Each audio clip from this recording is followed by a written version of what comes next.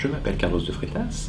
Je travaille en collaboration avec l'Institut Palmas au Brésil, qui diffuse donc la méthodologie des banques communautaires, avec l'idée de trouver des partenaires ici en Europe pour travailler sur la systématisation du modèle développé au Brésil et des échanges également sur le fond, sur la théorie et sur la pratique en lien avec la monnaie sociale, le microcrédit, les programmes sociaux que l'Institut développe au Brésil. La banque communautaire, c'est une banque de solidarité. Sa vocation n'est pas de générer du profit comme une banque quelconque. D'ailleurs, ça n'est pas une banque. C'est-à-dire que Joachim, pour des questions de communication, Joachim Mello avait donné le nom de banque à la Banque Palmas pour marquer les esprits. Mais en fait, la banque n'a pas de statut juridique. C'est un projet de l'association des habitants. Ce n'est pas une banque en dur. Les statuts ne la relient pas au réseau financier traditionnel.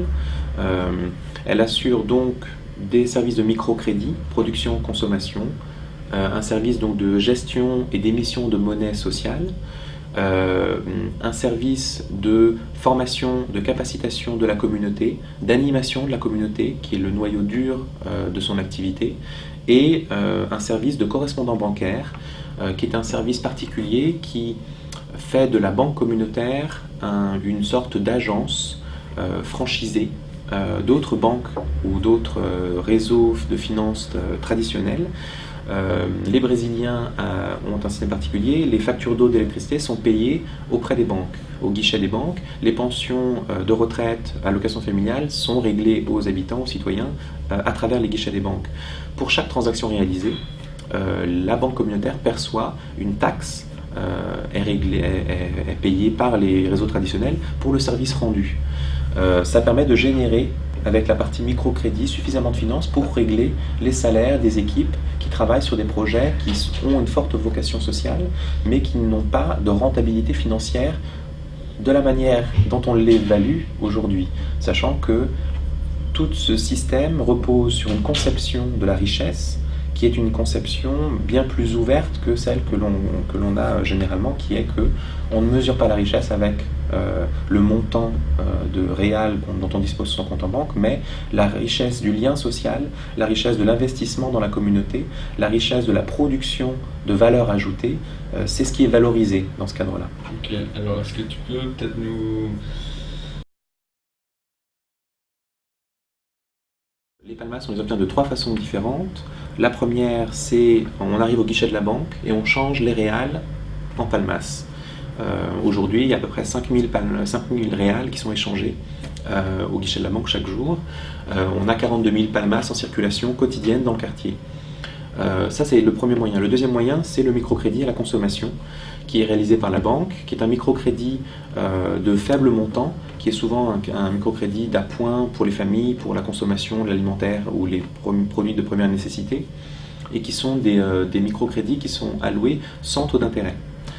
Puisqu'on ne se fait pas d'argent sur la monnaie sociale, puisque sa vocation à la monnaie sociale, c'est de créer du lien et d'enrichir le réseau de solidarité créé par les habitants à l'échelle de leur quartier.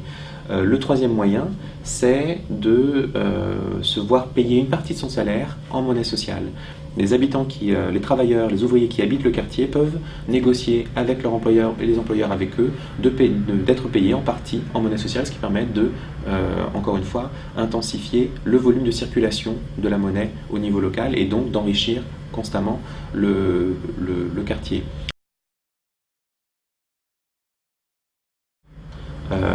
La monnaie est acceptée par des entrepreneurs, des commerçants, des artisans locaux qui signent une charte, qui s'engagent à accepter la monnaie lorsque les habitants viennent consommer dans leur boutique ou leur e-shop. En échange, ils offrent aux habitants 5% de réduction, de décompte sur la facture totale pour ceux qui consomment en Palmas. Ces 5% sont incitatifs à la consommation pour les habitants qui se retrouvent avec une réduction donc à l'achat. Pour les commerçants, l'avantage est d'avoir une population qui, au lieu d'aller consommer en centre-ville, va consommer auprès de leur boutique.